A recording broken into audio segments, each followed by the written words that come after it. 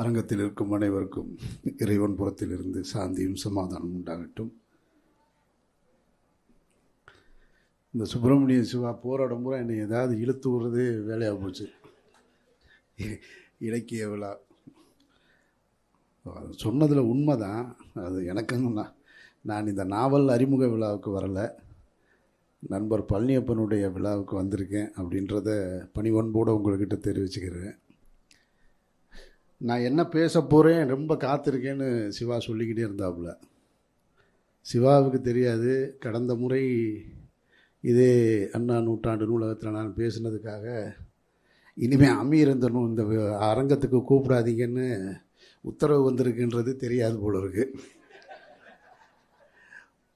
அவர் வந்தால் உங்களுக்கு விழாவுக்கு இடம் இல்லை, இல்லைன்னா அவரை அவாய்ட் பண்ணுங்கன்னு இருக்காங்க. அந்த அளவுக்கு சினிமா இசை வெளியீட்டு விழாக்களில் அரசியல் பேசி, மாணவர்களுக்கு உதவித்தொகை விருது வழங்குகிற விழாவில் அரசியல் பேசி, பொதுவெளிகளெல்லாம் அரசியல் பேசியவர்கள் இன்றைக்கி என்ன சொல்கிறாங்கன்னா, தமிழ்நாட்டையே அரசியல்படுத்திய அண்ணாவின் பெயரில் தமிழர்களுக்கெல்லாம் அரசியலை கற்றுக் கொடுத்த கலைஞர்கள் கட்டிய நூற்றாண்டு இந்த நூலகத்தில் அரசியல் பேசக்கூடாதுன்னு சொல்கிறாங்க. இதுதான் மாற்றம்.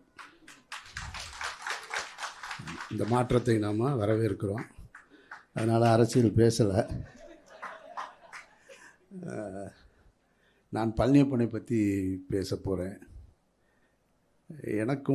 எனக்கு சினிமா கொடுத்த நண்பர்களில் ரொம்ப முக்கியமான 2 நண்பர்கள் எஸ்பி ஜனநாதன், இன்னொன்று கருப்பழனியப்பன். எனக்கு ஊரில் நிறைய நண்பர்கள் ஜாஸ்தி, அது கணக்கில் அடங்காத நண்பர்கள். மதுரையில் எத்தனை வார்டு இருக்கோ அத்தனை வார்டில் எனக்கு நண்பர்கள் இருக்காங்க. சினிமாவுக்கு அந்த மாதிரியான நெருக்கமான நண்பர்களை எடுக்கிறது கஷ்டம். நம்ம ஒரு ஃபோன் எடுத்து ஒருத்தருக்கு ஃபோன் அடிக்கணும் அப்படின்னா யாருக்கு அடிக்கலாம் அப்படின்றதில் அந்த இடத்துல இருந்ததில் பழனியப்பன், ஜனநாதன், பொன்வண்ணன், சிவா எல்லாம் இருக்காங்க. இதில் நாங்கள் நெருக்கமாக அதிகமாக 3 பேர் சுற்றிக்கிட்டு இருந்தது நாங்கள் தான். அதில் 3 பேரும் 3 எண்டு. அவருடைய அடையாளத்தை இங்கே வச்சுருக்காரு, கருப்பு. ஜனநாதன் கம்யூனிஸ்ட்டு, நான் ஒரு ஆன்மீகவாதி. ஆனால் நாங்கள் 3 பேர் ஒன்றாவே உட்காந்துருப்போம், ஒன்றாவே பேசுவோம், எல்லா ஊருக்கும் போவோம், ஜெய்ப்பூர் போவோம், ராஜஸ்தான் போவோம், கனடா போவோம், எல்லா இடத்துக்கும் போவோம். 3 பேரும் 3 கருத்தில் இருப்போம். ஆனால் 3 பேருக்கும் ஒரு முரண் இருக்குது. ஆனால் ஒன்றாவே இருந்திருக்கோம். இத்தனை ஆண்டு காலமாக பழனியப்பனை நாங்கள் இழந்திருக்கோம். ஜனநாதனை நான் இழந்திருக்கேன். பழனியப்பன் இன்னும் அந்த நட்போடு இருக்கார். பழனியப்பன் எனக்கு எப்படி, அவர் ஆக்சுவலாக மதுரையில் என் வீட்டுக்கு ரொம்ப பக்கம். அவர் வீட்டுக்கு வாசலில் தான் நான் டாப் அடிச்சுக்கிட்டு அங்கே தான் உட்காந்து சிகரெட்டு குடிச்சிக்கிட்டு டீ குடிச்சிக்கிட்டு இருந்திருக்கேன். அவருக்கு தெரியாது, ஏன்னா அவர் வீட்டில் இருந்ததில்லை, அவர் வேற ஒரு இடத்துல இருந்திருக்கார். அவரை நான் சந்தித்தது முதல்ல ஹவுஸ்ஃபுல் படப்பிடிப்பில் விக்ரம் அவர்கள் நடிச்சிட்டு இருக்கும்போது நான் அவரை பார்க்க போயிருக்கேன் மதுரையில். அப்போது பார்த்திபன் சார் இருக்கார். பார்த்திபன் சார் என் வீட்டிலேருந்து சாப்பாடு பிரியாணி செஞ்சு எடுத்துகிட்டு போய் கொடுத்துருக்கேன் நான். பார்த்திபன் சார், விக்ரம் சார் எல்லோரும் சாப்பிட்டுட்டு நல்லா இருக்குது அப்படின்னு சொல்லி கை கொடுக்கும்போது, ஈவினிங்கு நான் இந்த மாதிரி பழனியப்பன் வீட்டுக்கு போகிறேன் அப்படின்னு சொல்கிறாரு. யார்? பார்த்திபன் சார். இப்போ நான் கேட்குறேன், பழனியப்பன்னா யார் அப்படின்னா, அவர் அவரோட அசிஸ்டண்ட்டு அப்படின்னு. நமக்கு பெரிய ஆச்சரியம், ஒரு டைரக்டர் அசிஸ்டன்ட் டைரக்டர் வீட்டுக்கு போகிறாராம். என்னங்கடா சினிமாவில் எப்படி இல்லாமல் இருப்பாங்க அப்படின்னு. அந்த முகத்தை அப்பவும் பார்க்கல. அதற்கு பின்னாடி நான் அவரை சந்தித்தது அவருடைய முதல் படம் பார்த்திபன் கனவு படப்பிடிப்புலலாம். அன்றையிலிருந்து இன்றைக்கு வரைக்கும் நட்பு தொடங்குது. அது ரொம்ப நெருக்கமான நட்பாக மாறி குடும்பத்தையும் தாண்டிய நட்புகளாக இன்றைக்கு வரைக்கும் இருந்துகிட்ருக்குன்னு வச்சுங்களேன். இதில் சினிமாவை பொறுத்த மட்டும் எப்பொழுதுமே வெற்றி தான் ஒருவனுக்கான அடையாளம். ஒரு அரங்கம் நிறைந்திருக்கிறது அல்லது ஊடகங்கள் ஒருவரை சுற்றி நிற்கிதுன்னா அவங்க கையில் வெற்றி இருக்கா அப்படின்றது மட்டும்தான் இந்த சினிமா பார்க்கும். ஆனால் வெற்றி எல்லாம் ஒரு பொருட்டே கிடையாது, நான் தான் அடையாளம் அப்படின்னு சொல்கின்ற இடத்துல இருக்கிறதுல கருப்பழனியப்பனுக்கு ஒரு முக்கியமான இடம் இருக்குது. என்னுடைய வெற்றி இல்லை அடையாளம், நான் தான்டா அடையாளம், நான் பேசுவது தான் பேச்சு அப்படின்ற ஒன்றை உருவாக்கிக்கிட்டே இருக்கிறேன். அதனால தான் இந்த விழாவை இப்படி ஒரு நூல் வெளியீட்டு விழாவாகவும் இந்த அரங்கத்தை நிறைச்சி இவ்வளோ பேர் வந்திருக்காங்கன்னா அது பழனியப்பன் என்கின்ற ஒற்றை மனிதனுக்காகத்தான். கதையே இல்லாமல் படம் எடுத்துக்கிட்டு இருக்கிற இந்த காலகட்டத்தில் ஒரு கதை புத்தகத்தை படமாக்க வந்திருக்கிற பழனியப்பனுக்கு என்னுடைய நெஞ்சார்ந்த வாழ்த்துக்கள். இந்த நடிகர்கள், வெற்றியடைந்த நடிகர்களோடு இருக்கிற சின்ன சிக்கல் என்ன அப்படின்னு கேட்டிங்கன்னா, அது எனக்கும் அவருக்கும் கிட்டத்தட்ட ஒரே மாதிரியான வேவ் லென்த்து தான். அதனால தான் நாங்கள் 2 பேரும் ஃபோனில் அதிகம் பேசிப்போம். ஃபோனில் ரொம்ப நேரம் பேசுவோம், நேரில் பார்த்தாலும் ரொம்ப நேரம் பேசுவோம். ஆனால் ஃபோன் பேசும்போது நான் வைக்க மாட்டேன், அவர் சரி வைக்கிறேன் அப்படிம்பார். அவரிடம் ரொம்ப பிடிச்சது என்ன அப்படின்னா, யாராவது வந்து ஒரு நடிகர் அவரை பார்த்து கேட்குறாரு, அப்போ சார் இப்போ என்ன பண்ணிட்டீங்க? சும்மா தான் இருக்கேன் அப்படின்னா. சினிமாவில் யாரும் அப்படி சொல்ல மாட்டாங்க. ஒரு ப்ராஜெக்ட் பேசிக்கிட்டு இருக்கேன்பாங்க, இல்லை நடிச்சிக்கிட்டு இருக்கேன்பாங்க, ஒரு தெலுங்கு படம் பேசிக்கிட்டு இருக்கேன் சார் அப்படிம்பாங்க. ஆனால் இங்கே விசாரிச்சிருவாங்கன்றதுக்காக ஆந்திராவை சொல்லிடுவாங்க. இது வந்து ஒரு வழக்கமான. அங்கே கேட்டால் தமிழில் ஒரு புது டைரக்டர் பேசிக்கிட்டு இருக்கேன். நம்மள்கிட்ட கோச்சிட்டு போன அசிஸ்டன்ட் டைரக்டர் பூரா இருப்பாங்க, என்னடா செய்கிறேன்னா டிஸ்கஷனில் இருக்கேம்பாங்க. யார் கூடடா அப்படின்னா, ஒரு புது டைரக்டர் ஒருத்தர் வாய்ப்பு தேடிக்கிட்டு இருக்காரு, அவரோட டிஸ்கஷனில் இருக்கேம்மா. நான் சொல்லுவேன், நீ என்கிட்ட கோச்சிட்டு போனீங்கன்னா என்னை விட பெரிய டைரக்டர் போ. ஒருத்தன் இப்போ தான் வாய்ப்பு தேடிக்கிட்டு இருக்கான்ற அவன் கூட போய் டிஸ்கஷன்லேருந்து ஏண்டா வருவேன்னு. இது வந்து நம்ம என்னவா இருக்கோம், நமக்கு வாய்ப்பு இல்லை அல்லது வேலை இல்லைன்னு யாரும் தப்பாக நினச்சிடக்கூடாது. அவர் கேட்குறாரு, அவர் ஒரு பெரிய நடிகர், அவருடைய மகனும் நடிகர். இவர்கிட்ட கேட்குறாரு, என்ன செய்கிறீங்க? சும்மா தான் சார் இருக்கேன், ஒன்றும் பிரச்சனை இல்லை, என்ன வேணுமா உங்களுக்கு எதுவும் அப்படின்னு. இல்லை சார், நம்ம பையனோட ஒரு படம், ஒரு பிரச்சனை இல்லை, நாளைக்கு நீங்கள் ரூபாய் எடுத்துகிட்டு வாங்க, நான் கதையை எடுத்துகிட்டு வரேன்.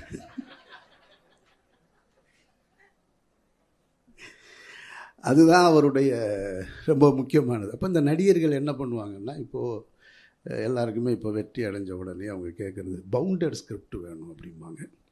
இந்த பவுண்டட் ஸ்கிரிப்ட் இந்த பவுண்டட் ஸ்கிரிப்டில் என்ன இருக்குதுன்னு எனக்கும் தெரியலை.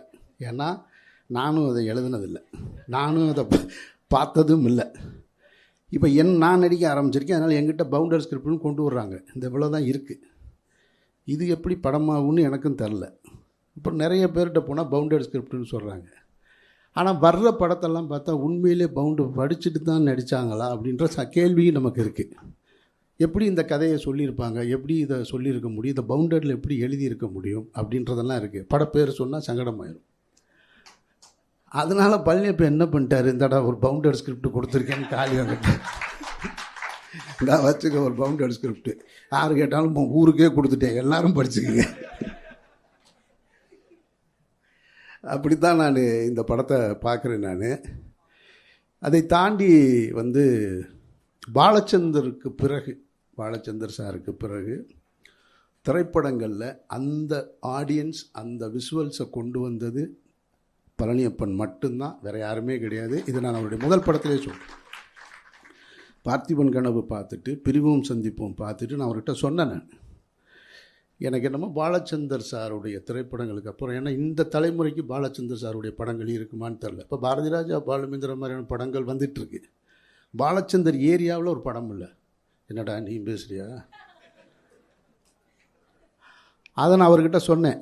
அப்போ அவர் சொல்லும்போது, அதெல்லாம் விடுங்க, வர்றது நமக்கு என்ன வருதோ அதை எடுப்போம், அதுதான் அவருடைய பாணி. அவருடைய மந்திர புன்னகை வந்து பண்ணும்போது டெய்லி ஃபோன் பண்ணி கேட்பேன் நான், என்னங்க படம் எப்படி வந்துட்டுருக்கு, சூப்பராக இருக்குது அப்படிம்பார்.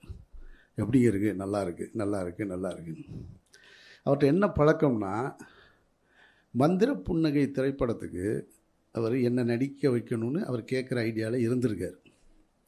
அவர் கேட்டிருக்கலாம், ஆனால் அவர் கேட்காம யோகி திரைப்படம் ரிலீஸ் ஆகி ஓப்பனிங் ஷோ பார்த்துட்டு வெளியே வந்த உடனே அவர் என்ன முடிவு பண்ணி என்னை பார்க்குறாரு, போயிட்டு என்ன சொல்கிறாரு, ஒரு படம் வந்துருச்சு, வந்த உடனே போய் ஒருத்தர்கிட்ட போய் வாய்ப்பு கேட்டு நான் முன்னாடியே கேட்டிருக்கணும், இப்போ கேட்டால் நல்லா இருக்காது, அதனால தான் நானே நடிச்சிட்டேன் அப்படின்னு சொல்லி மந்திர புண்ணியை நடித்தார்.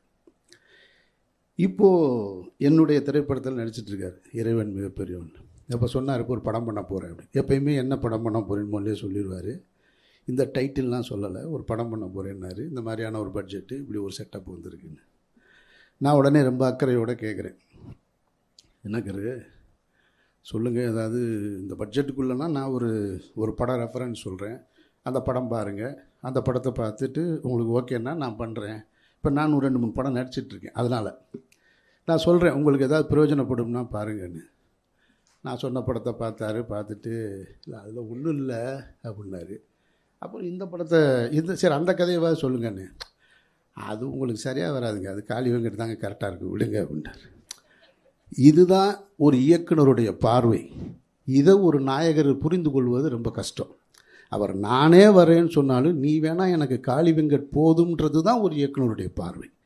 அந்த பார்வையில் தான் படமாக்க முடியும். அதனால தான் இதை உண்மையில் அவர் சொன்னது கரெக்டு தான். நான் அப்படி உட்காந்து தக்காளி வெட்டிக்கிட்டு இருந்தால் நல்லா இருக்காது.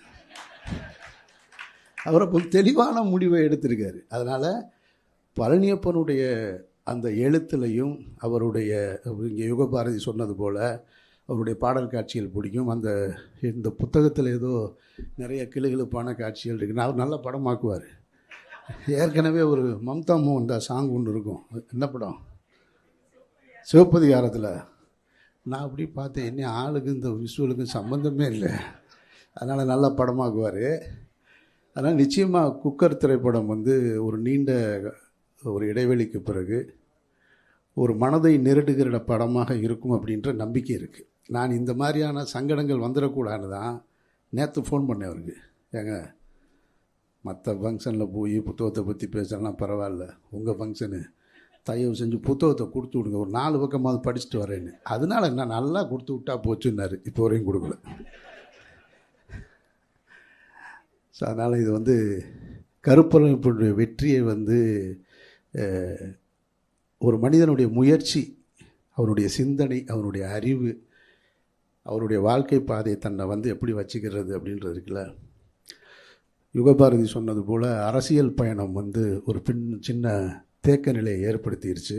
அதனால் இழந்தது அவர் அதிகம். அதை சொல்லுவார், என்னைய நீங்கள் யார்கிட்டையும் சொல்லாதீங்க, நீங்கள் யார்கிட்டையும் சொல்லக்கூடாது, நீங்கள் யார்கிட்டையும் சொல்லக்கூடாது அப்படிம்பார். இங்கே கெட்டவனெல்லாம் எல்லாத்தையும் சொல்லிக்கிட்டு இருக்காங்க. நல்லவர்கள் நல்லதையும் சொல்லித்தாங்க ஆகணும். நீங்கள் வெறுமனே அதை மட்டுமே கேட்டுகிட்டே இருக்கிறவங்களுக்கு மத்தியில் உண்மையிலேயே நம்ம யாருன்னு தெரியாது. இவர் ஏதோ ஒரு கட்சிக்கு ஆதரவாக, ஒரு கொள்கைக்கு ஆதரவாக நின்னாருன்ன உடனே மொத்த காசையும் இந்த கட்சியிலேருந்து மாதம் மாதம் செக்காக கொடுத்துட்டாங்க போல இருக்கு நம்பிக்கிட்டு இருக்காங்க. அவர் தன்னுடைய சொந்த பணத்தை இழந்து நிறைய இழப்புகளை சந்தித்து தான் இருக்கார். நானும் அப்படி தான் இருக்கேன். ஆனால் வெளியில் இருக்கவங்களுக்கு அது தெரியாது. நான் சொல்லுவேன், அதெல்லாம் சொல்லணும். எல்லா நேரமும் நம்ம அமைதியாக இருக்கக்கூடாது. அமைதியாக இருந்தால் பெட்டி வாங்கிட்டோன்னு நம்பிடுவாங்க. அதனால் சொல்லுவோம் அப்படின்னு.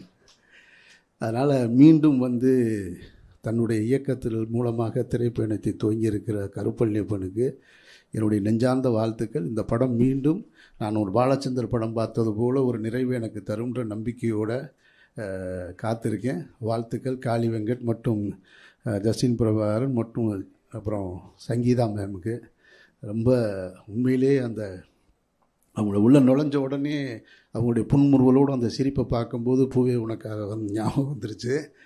வாழ்த்துக்கள். இந்த மாதிரியான ஒரு டீமை செட் பண்ணதுக்கு நன்றி. இந்த விழாவுக்கு என்ன அழைச்சதுக்கு நன்றி.